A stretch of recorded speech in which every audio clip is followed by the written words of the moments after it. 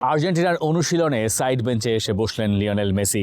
একটা করে ম্যাচ যায় লিওনেল মেসি আর বিশ্বকাপের দৈর্ঘ্য আর একটু বাড়ে।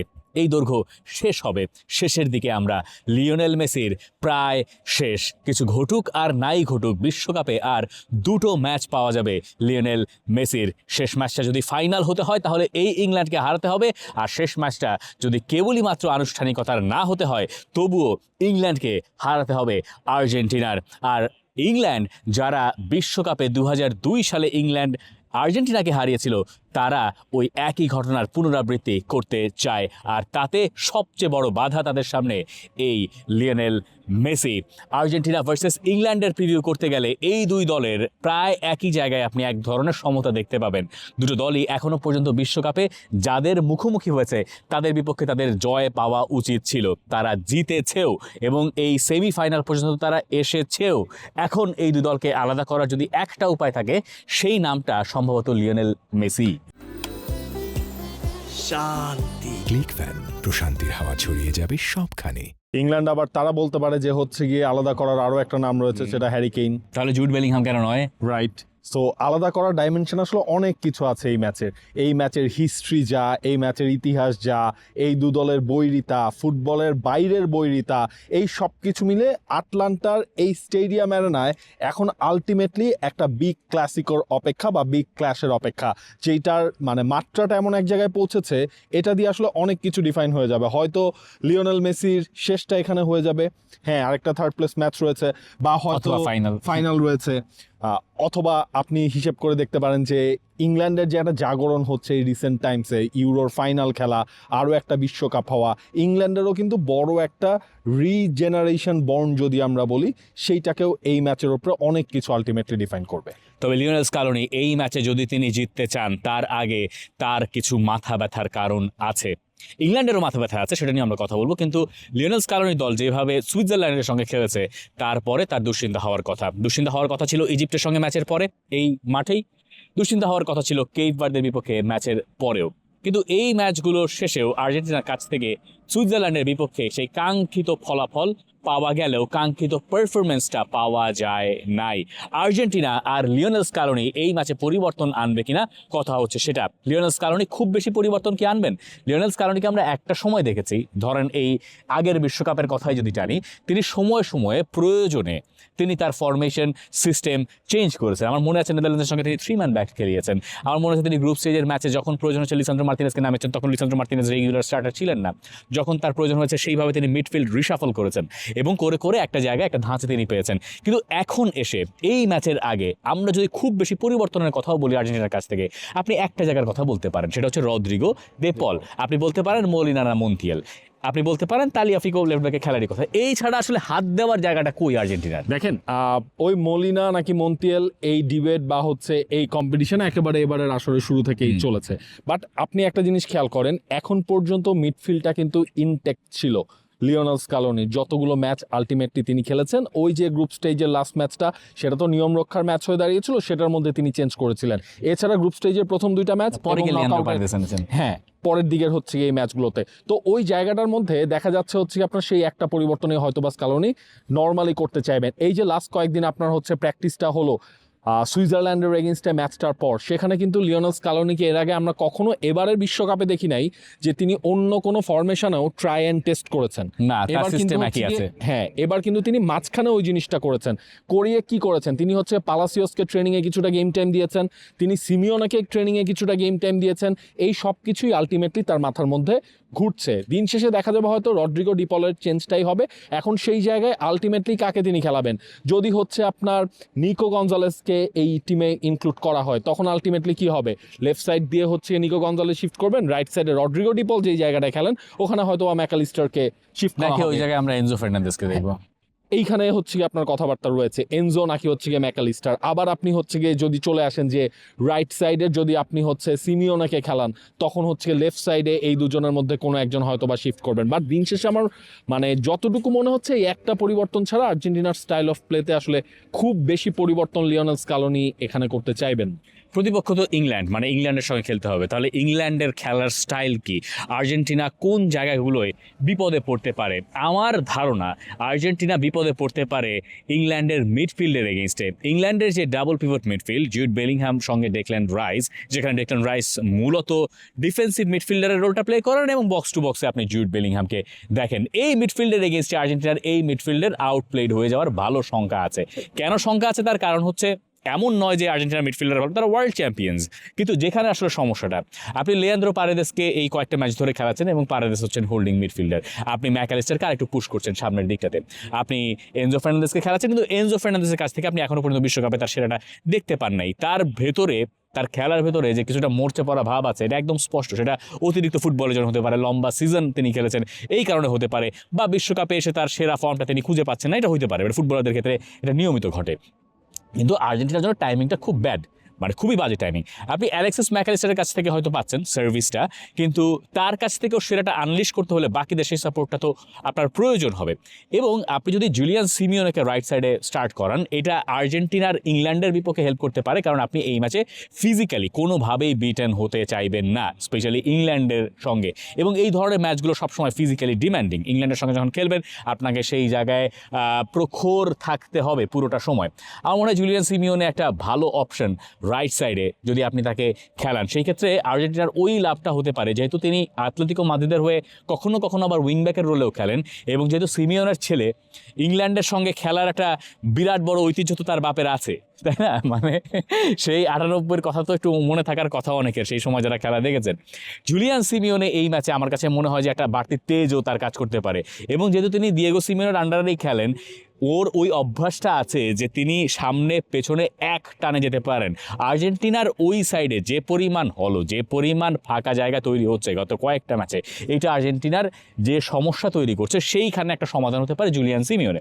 কিন্তু এই ছাড়া আপাত দৃষ্টিতে আপনি আসলে খুঁজে পাবেন না যে আর্জেন্টিনা আর কাকে নামাতে পারে। নামাতে গেলেই মিসব্যালেন্স হয়ে যাওয়ার একটা শঙ্কা লিওনেল স্কালোনির ভিতরে থাকে। এবং যেহেতু স্কালোনি গত 3-4 বছরে এমন কোনো ইউরোপিয়ান টিমের এগেনস্টে খেলেন নাই, বড় শক্ত প্রতিপক্ষের এগেনস্টে। তিনি এর আগে বিশ্বকাপের আগে একটা ইউরোপিয়ান প্রতিপক্ষের এগেনস্টে খেলেছেন, মানে আইসল্যান্ড।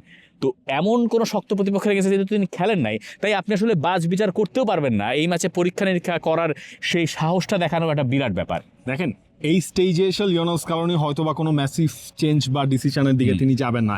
এই যে সিমিওনাকে খেলালে সুবিধাটা কি হবে? তিনি তো হচ্ছে আপনার মানে ম্যাচে উইড ক্রিয়েট করেন, বা উইড ধরে তিনি হচ্ছে গিয়ে ছুটে যান, অনেকটা টাচ লাইন ধরে তিনি হচ্ছে ওই জায়গায়। তো আর্জেন্টিনার একটা ভ্যাকিউম স্পেস ছিল, যেই জিনিসটা সুইজারল্যান্ডের এগেইনস্টে লিওনেল মেসি যখন রাইট সাইডে শিফট করে গেছেন, সেটা কিন্তু অনেকটা কমে গিয়েছিল।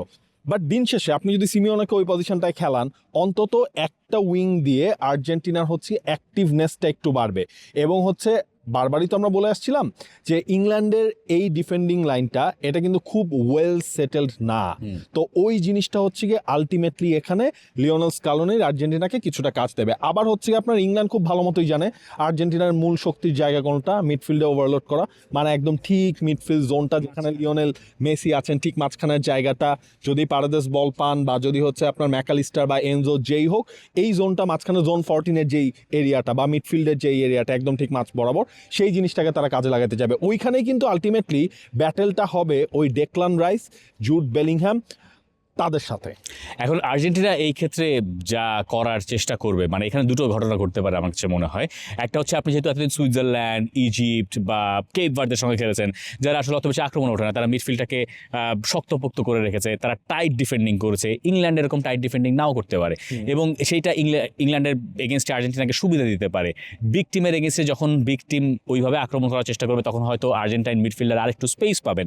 সেটা আর্জেন্টিনার জন্য টোটকা হতে পারে যে না, ইংল্যান্ডের প্লেইং স্টাইল যেহেতু ডিফারেন্ট, তাই মিডফিল্ডাররা আর্জেন্টিনার হয়ে যা করতে চাইছিলেন এতদিন, যেটাকে ল্যাথার্জিক মনে হয়েছে গত কয়েকটা ম্যাচে, কারণ অপোনেন্ট জানে তাদের শক্তি অনেক কম, তারা মিডফিল্ডে খুব বেশি টাইট করে ডিফেন্ড করেছে। ইংল্যান্ড না করলে সেটা আর্জেন্টিনার জন্য সুবিধা বয়ে নিয়ে আসতে পারে। এখন ইংল্যান্ড আসলে লিওনেল মেসিকে আটকাতে চাইবে কি করে? ম্যানমার্ক করে হতে পারে, যেটা টমাস টুকেল বলছেন যে তার মাথায় এটা এসছে, তিনি লিওনেল মেসিকে ম্যানমার্ক করলেও করতে পারেন। কিন্তু একজন যখন হাঁটেন, তাকে ডিফেন্ড করা সবসময় কঠিন। লিওনেল মেসিরও ক্লান্তি কিছুটা ভর করেছে। 120 মিনিট আপনি আগের ম্যাচে খেলেছেন, আপনার বয়স 39 বছর, আরো একটা ম্যাচ 120 মিনিট খেলেছেন কেপ ভার্দের সাথে, এবং আপনি এর মধ্যে নিয়মিত আপনি খেলছেন, এবং আপনার দলের আপনাকে প্রয়োজন হচ্ছেই। অথচ আর্জেন্টিনা যেসব প্রতিপক্ষ পেয়েছে এখানে যদি একটু বিশ্রাম দিয়ে আর্জেন্টিনাকে মানে লিওনেল মেসিকে ব্যবহার করা যেত তাহলে হয়তো আপনি এখন নিশ্চিত থাকতে পারতেন যে আপনি সেই আচ্ছা আপনি বলেন, ধারালো মেসিকে আপনি পেতেন। বলেন আর্জেন্টিনা যদি কেপ ভার্দের এগেইনস্টে লিওনেল মেসিকে বিশ্রাম দিত তাহলে কি না হতো? বিশ্রাম দেওয়ার কথা বলছি আমি, ধরেন ম্যাচটা মানে 2-0 হতো, হ্যাঁ, ধরেন 2-0 60 মিনিটসে। কিন্তু ওইটাও তো হচ্ছে কি আর্জেন্টিনার সিকিউর ছিল না, ওই ম্যাচগুলো কোথা থেকে কোথায় গিয়েছে না দেখেন। না আমি বলছি যদি আর্জেন্টিনা হ্যাঁ, ম্যাচটাকে সেই শেষ পর্যন্ত সুযোগটা তো ঝুলাতো হয় না নাই। ঝুলাতো Exactly, সেই সুযোগটাই তো আসলে হয় নাই। আর্জেন্টিনার কি ইজিপ্টের সঙ্গে ওই ম্যাচ ওই পর্যন্ত ঝোলানোর কথা না। ছিল না, বা ধরেন শেষ ম্যাচ সুইজারল্যান্ডের সঙ্গে 10 জনের দলের মানে সঙ্গে আপনি মেসিকে extra time এ আলটিমেটলি গেলেন। হচ্ছে কি ইচ এন্ড এভরি ম্যাচেই লেগেছে, আপনার প্রয়োজন হয়েছে। এমনকি ঘুরিয়ে দেওয়ার অন্য কেউ হচ্ছে নাই। ওই মোমেন্টে ক্রিয়েট করতে পারে নাই। এমনকি আপনার জর্ডানের সঙ্গেও প্রয়োজন হচ্ছে শেষের দিকে গিয়ে, আপনি পুরো একটা ম্যাচ বিশ্রাম দেবেন সেটাও আপনি পারেন নাই। এই কারণে এই ধরনের ম্যাচে ফ্যাটিগ অনেক সময় একটা ভূমিকা রাখতে পারে। এইবার যদি আমরা ইংল্যান্ডের দিকটায় আসি, মানে ইংল্যান্ডের প্লেয়িং স্টাইলটা আসলে কেমন, ইংল্যান্ড আসলে কী করে, ওই আলাদা করে আপনার জুড বেলিংহাম, হ্যারি কেইন এই দুজনকে নিয়ে বিশেষ আলোচনা করতে হবে। ইংল্যান্ডও যে খুব আহামরি বড় দলকে হারিয়েছে ঘটনাটা তাও না। ইংল্যান্ড হারালো কাকে? ইংল্যান্ডের জন্য মেক্সিকোর ম্যাচটা গুরুত্বপূর্ণ ছিল, যেটা আজ থেকে গিয়ে খেলতে হয়েছে, ইমোশনাল রোলার কোস্টার, একটা ভ্রমণ করতে হয়েছে। এরপরে ইংল্যান্ড যাদেরকে হারিয়েছে আপনি তাও প্রত্যাশা করুন ইংল্যান্ডের ম্যাচ জেতারই কথা ছিল।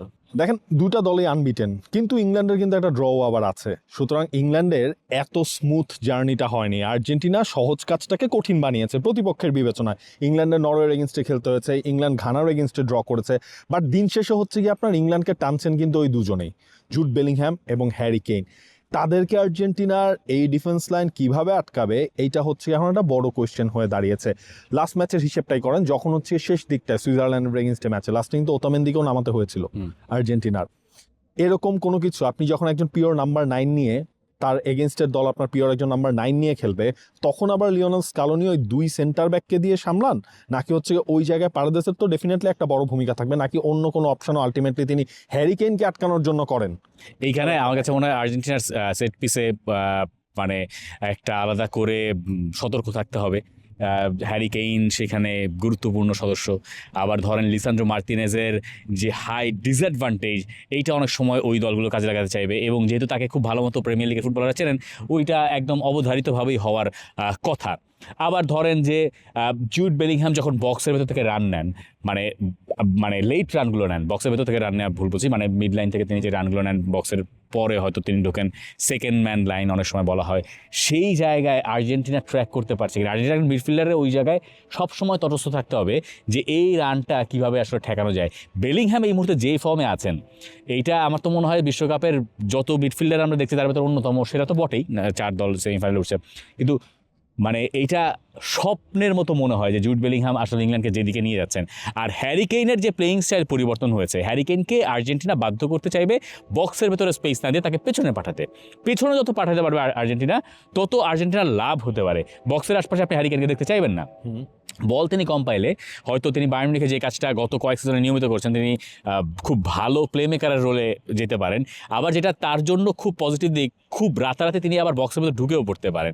এইটা আর্জেন্টিনার জন্য দুশ্চিন্তার কারণ। আর্জেন্টিনা এখনও পর্যন্ত এই বিশ্বকাপে হ্যারি কেইনের মতো কোনো ফুটবলার ফেস করে নাই, এখনও জুড বেলিংহ্যামের মতো কোনো প্লেয়ার ফেস করে নাই, যেটা ইংল্যান্ড হয়তো কিছুটা হলেও এই বিশ্বকাপে করেছে। আর্জেন্টিনার জন্য সবচেয়ে আসলে চ্যালেঞ্জের জায়গা আরও একটা হচ্ছে এটাই যে হ্যারি কেইন কিন্তু আপনার ডিপে নামবেন, তিনি নেমে বল হোল্ড করতে চাইবেন, এবং একই সাথে আমরা হয়তো বেলিংহ্যামের কথা বলছি, আমরা হ্যারি কেইনের কথা বলছি, অ্যান্থনি গর্ডন তিনিও কিন্তু এই জায়গায় আর্জেন্টিনার ফুল ব্যাকদের চ্যালেঞ্জ দেওয়ার মতো বা ধরেন capability, Bukayo Saka, Marcus Rashford, এরা সবাই যিনি যখন নামেন এই লেভেলের উইঙ্গার। আর্জেন্টিনার যদি উইঙ্গের সমস্যা আছে, উইং ডিফেন্ডিং আর্জেন্টিনার জন্য খুবই গুরুত্বপূর্ণ এই ম্যাচে।